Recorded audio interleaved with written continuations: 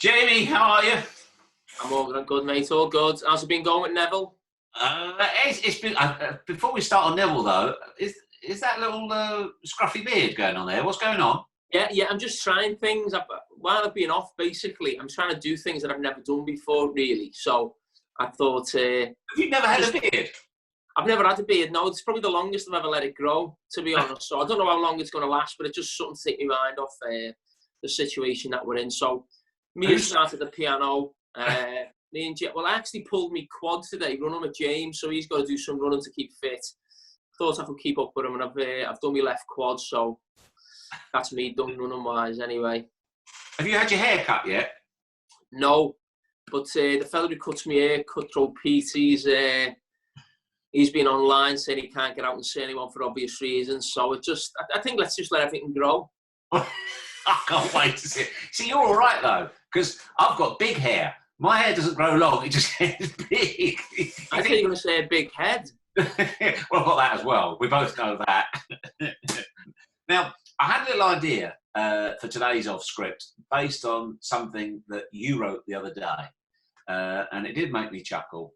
It was when Virgil van Dijk said he was going to do a Twitter session for an hour, and you said, which Premier League defender did you model your game on? Clearly fishing for compliments. And he got a bit custard fire back when he replied, Sami Hyypiä.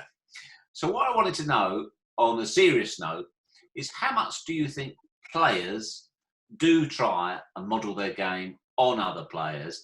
And how much does that develop from all the way back to who you wanted to be in the playground to then when you become a pro as to who you actually model your game on, and how far some players take it? Just asked me 4 questions in one there, Geoff. I've not had a lot to do. Okay, let's start. I don't think, obviously, listen, I don't think Virgil van Dijk needed to certainly watch me or Sami Hyypiä to model his game on those. I think when you're a kid in the schoolyard, I think obviously that more than when you're a Premier League player. I don't think you model your game on other players. There's no doubt the top players that you watch and you learn from. Why wouldn't you do that if you're a top professional and try and improve? But I think once you become a professional, everyone has the different strengths and weaknesses and different traits, and it's difficult to come away from that. But me as a kid, you can imagine just growing up, you see someone, the way they hit the ball, even the way someone runs. I always remember as a kid trying to run. I always remember watching Steve McMahon running, even though I was an Everton fan as a kid, but I remember him doing this run. I was playing midfield at the time, and you almost try and copy the way someone runs. But I think that's just little spells you go through as a kid, or you see someone, the way they take a penalty or a free kick or whatever it may be.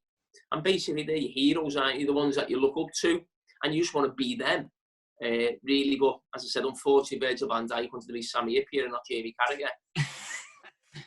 Do you think though that there's a crossover though as well in even now, because the players have got so much information, so much digital analysis is available to them, they would look at other top players and say, I'll take that from his game, I'll take that from his game. Obviously, we had a little joke with Virgil van Dijk on social media, but I don't think I think you've also got to be clever in some ways. When yes, you want to watch the top players and learn from them.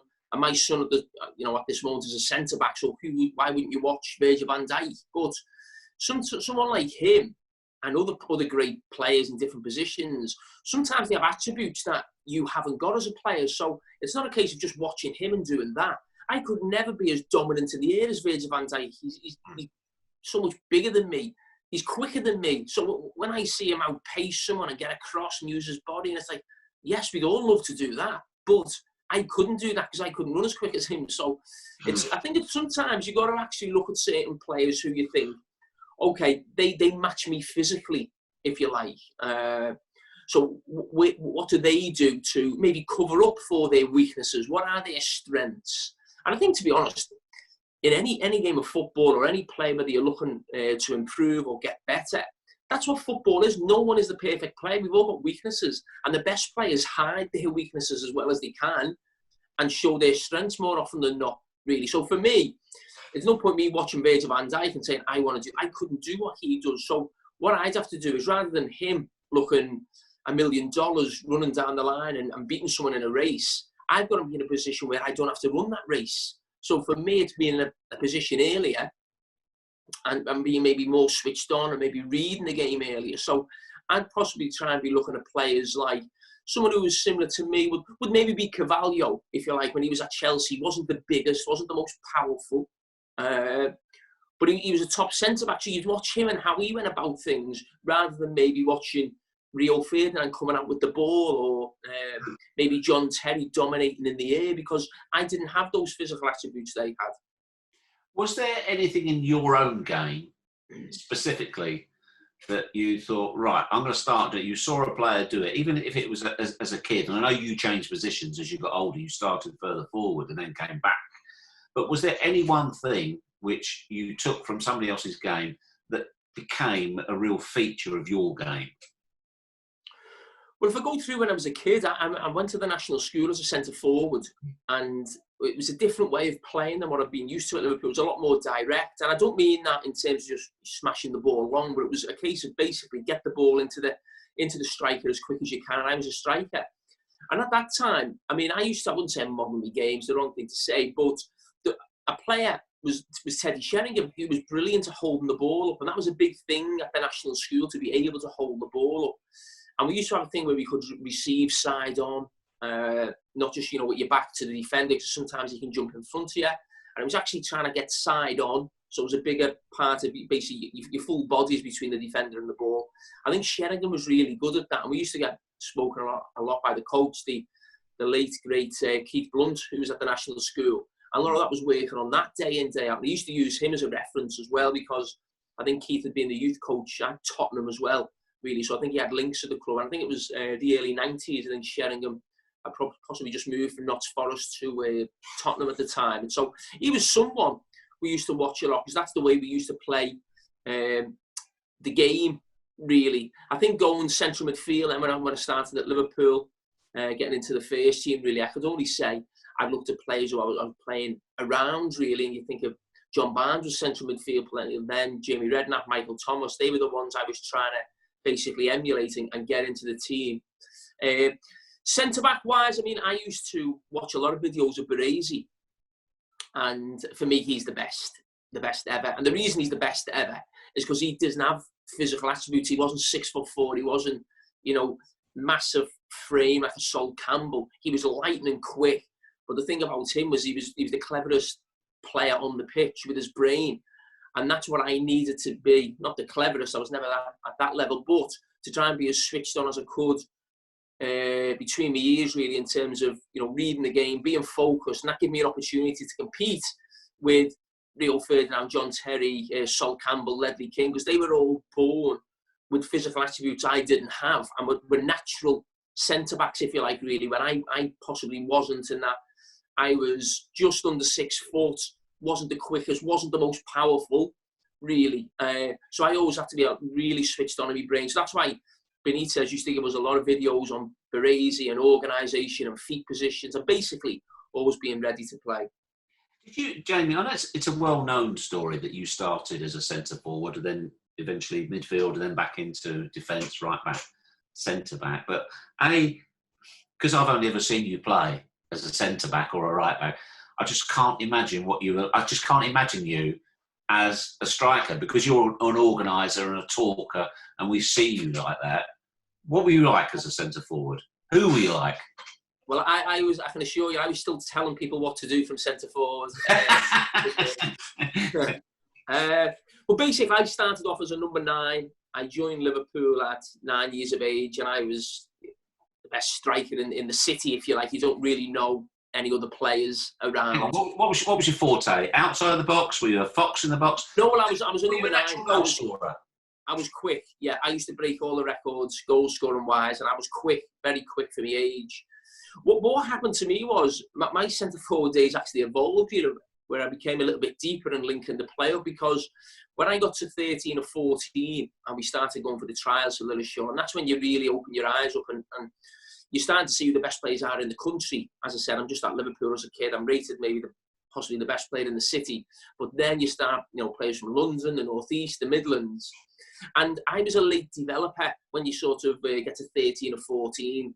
A lot of lads are starting to shave and different things, and you know, getting a lot more powerful and strong. And I was, as I said, a late developer, and I couldn't run in behind someone. I didn't have the pace or the strength to compete with lads who were 14 or 15 and almost not far off men, some of them, when we were at the trials. So, who were you up against at the time? Any names that we would know? Well, Marlon Brooms was the best player in the country at the time. He ended up joining Blackburn when we left Lilleshall, but every club in the country wanted him. He was fantastic player. He was England captain for England schoolboys. So I couldn't compete with him and running behind him the way I had in the past. As I said, people were getting stronger, more powerful. So I actually, because I had a good football brain, I could actually drop deep.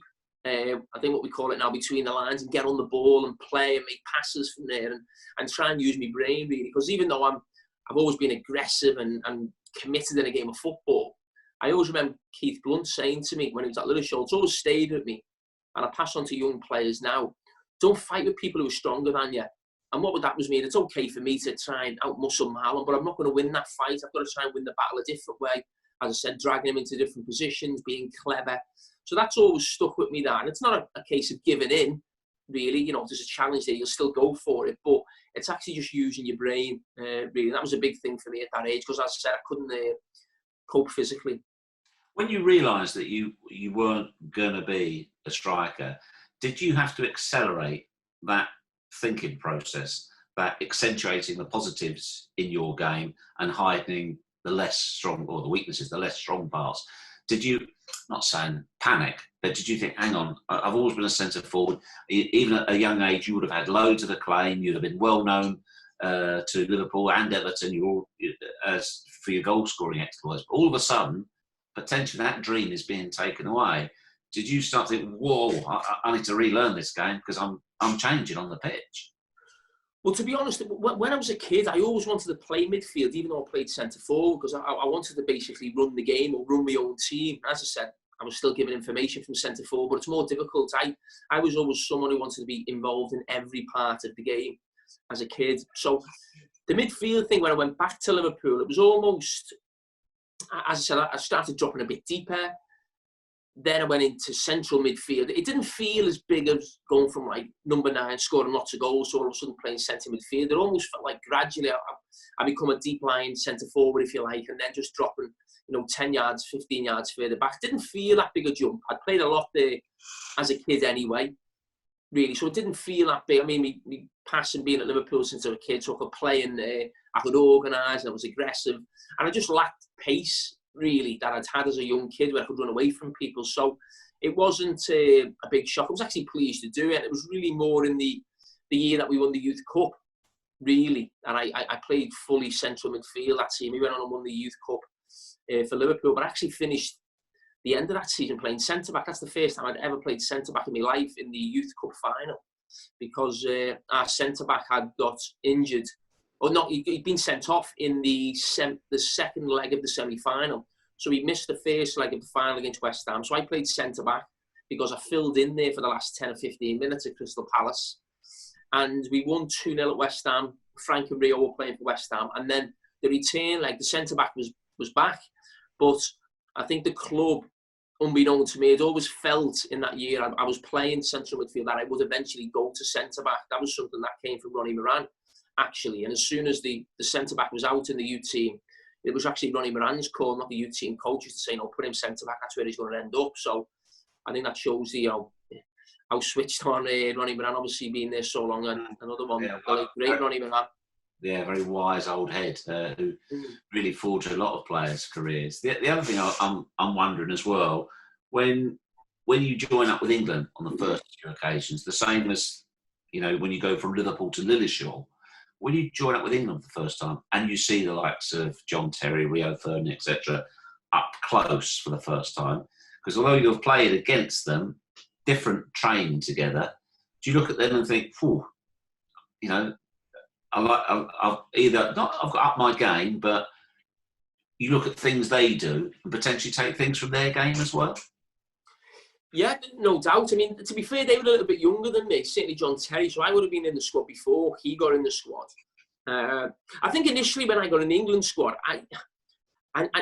it's the one regret I've got, in that it's the only team I never dominated, me as a player or my personality, I never dominated an England team or a squad really, because I was never fully established as a player. So every team I'd ever been in, I'd end up being one of the main players or the captain or the vice captain, and the England was just probably one too far. Maybe that's because I wasn't. Sometimes I think, well, it wasn't on my mind constantly that I needed to be in the England team or I wanted to be, the centre back in the country. I wanted to be the best player I possibly could. I don't know if that, I wouldn't say held me back. I think John Terry and Rio Ferdinand were better centre backs than me. Basically, John Terry was a better version of me, a bigger, more powerful, probably better quality on the ball as well, great passer of the ball. I think John Terry was one who, when you trained with him, he went up a level in your own mind about how good a player he was. You knew he was a great player, but I think training with him, Why?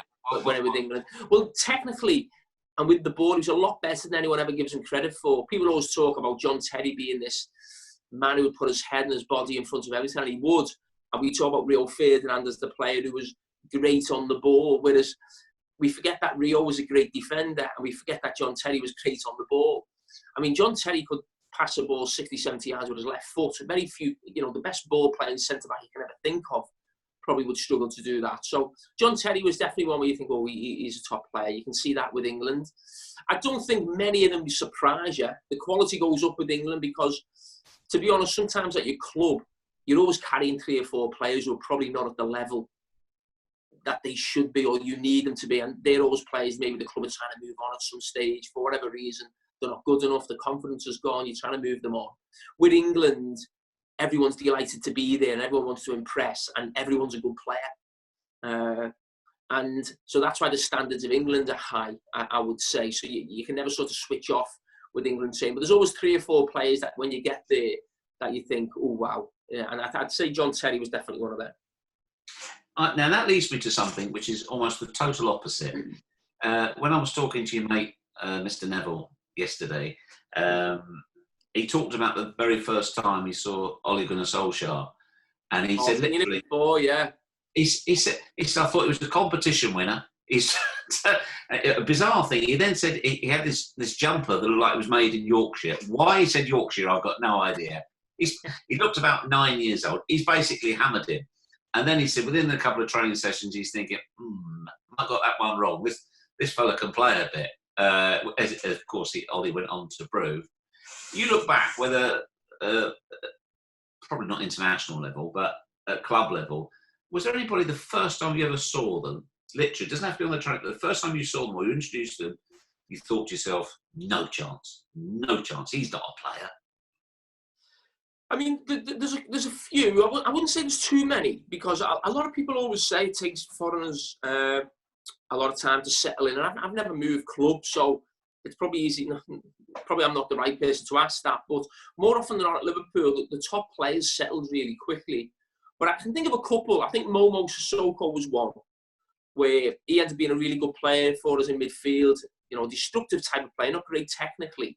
But I mean, in his first few training sessions, he looked really poor with the ball. And people always wonder what it's like when new signings come in.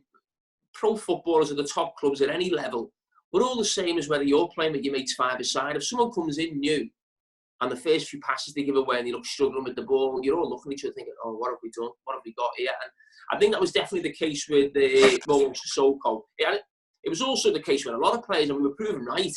I must be honest, it's very difficult sometimes to watch a player be really poor and then all of a sudden become a really good player for the team. I think Didier Mann was one as well. Not that he looked a poor player, but I think what he did at Liverpool, his first season, it did seem to take him a bit of time to really show, why we'd spent that money on him and what job he was going to do in the team. And then obviously he became a revelation and was part of that successful era of, Gerard Houllier and Rafa Benitez, really. But in the first season, you was sort of looking at it and thinking, you sort of needing a little bit more, and that's what probably Didi provided. But I'd say Sissoko was the big one where you think, within 6 months you think, wow, he looks a really good player, really good, powerful Premier League player. Okay, well, good to talk to you, lad, as always. I'm slightly concerned next time I see you, you can have this growth and long hair. Well, what could happen is this is actually getting longer and this is getting shorter. We're just debating whether the lot should come off. Not that I think it'd be a good look, just to actually give me something to do. At least half an hour anyway. Listen, always good to talk to you. Stay safe, stay sane, and I look forward to seeing you next time off script. Cheers, Geoff. Cheers, bud. Cheers, bud.